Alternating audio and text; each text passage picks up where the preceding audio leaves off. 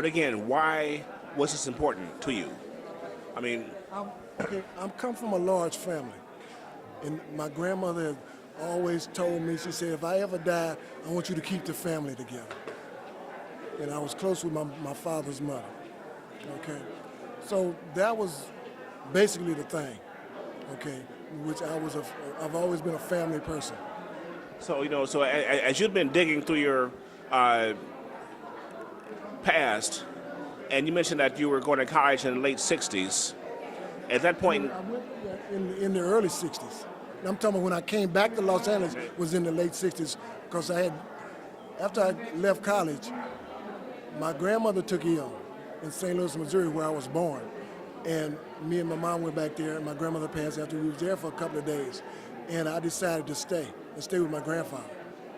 So then I decided to come back to Los Angeles after a while. And that was in '68. but my point with the question is, there was nationally, there was a whole changing going on. Black awareness was coming in. Black pride was at its peak, and it's not at its peak anymore, I don't believe. But everything was really just starting to flourish and starting to really civil rights movement, the whole thing, civil rights, Voting Rights Act, and that kind of thing. So as you were getting more interested in your family during that time period, how did all that stuff play together? I don't know if I know how to really answer that, but it just gelled and came together. I mean, because I was persistent on trying to find my family and knew who they were. Okay, so I just kept asking questions and things, and then I had gone to one of my uncles was a minister. Well, I have several uncles that were ministers, but I had gone to his church one Sunday. So he told me, he said, Ron, I got this gentleman I want you to meet. So I said, okay. So the gentleman had been doing his family research for years, and he gave me some outlines of how to set it up. And from that time on, I was good to go, So he helped me out a lot. And it's been from help from other people that have helped me to fulfill some of my dreams of looking up family and researching family. So now, in your attire today, have you connected yourself to an African country? Not in. Let me ask you, in which sense do you mean that? Because.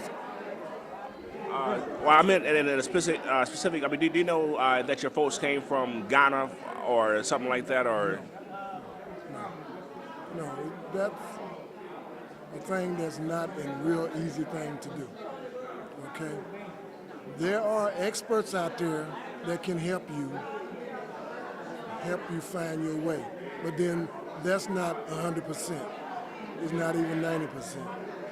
I wouldn't even say it was 60%. Okay, you got a 50-50 chance of finding your way back to Africa as far as refinding your family. Okay, because our names were changed, we were switched around so much, and so we don't really know who we are to some degree. Okay, now the thing that's going to help us is, and it's a few years down the road, is DNA. Okay, the DNA now can pinpoint certain areas for you in Africa or whatever Asian company, or whatever European country that your family, your people are from. But it cannot pinpoint one place because of the fact that people were like we are now. They were nomads and they moved around. In our family, some of us was born south, some of us was born in the north, and we moved west. So, families move. Okay, so it's one of those type of things. You lose relatives. So like our families lost touch with each other when they brought us over here. When you have a great uncle or aunt or somebody that moved and you don't know what happened to them, where they disappeared to, because they don't keep up with you back in Alabama or back in Arkansas or wherever your family is. Okay, so it's just like that. Given what you've learned about not only your family but about yourself throughout this whole process, what message would you want to give to, I want to say to a younger person, but to a person who has not done their family. They don't, they don't know what their family, where they came from, and all that kind of stuff. How is this type of knowledge enriching to the soul of that kind of person?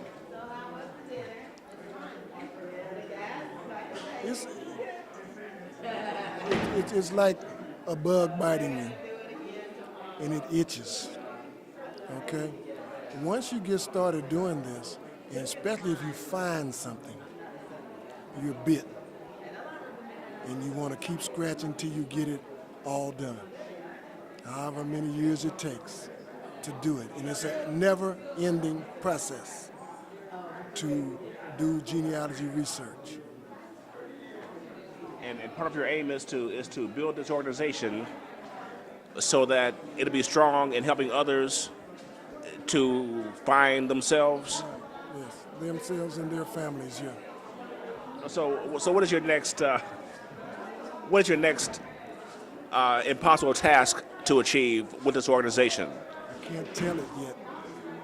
So you're working on something. I have another vision that I would like to have happen.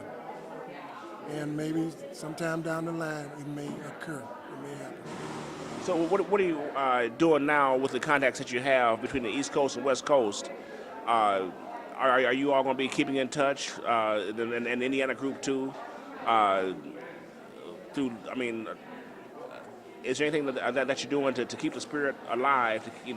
But that's probably all internal too then. Well, yes, because people are asking from this, which is occurring right now, when is the next one? Because they're enthused about it, that we're able to get together like this and share. And genealogy is a thing that you want to share with others, because I know for a fact that about 3 people that I have met and everything have found some relatives here, okay? And they say within a room of 50 people, there's a close relative there. Because like I stated, there are people that you have family members that disappeared, okay? And through looking at various obituaries and coming to these type of affairs, you find relatives. Because if you got it, like we have our surnames and stuff here, the person look at that and say, oh, I have whatever name it is in my family. So you get to talking about it and come to find out it may be great somebody's, a great grandmother, great somebody's, relative. And they're kin to you. So these type of affairs help one get to know others. And because we're all here for the same reason, trying to find our ancestors. Thank you very much.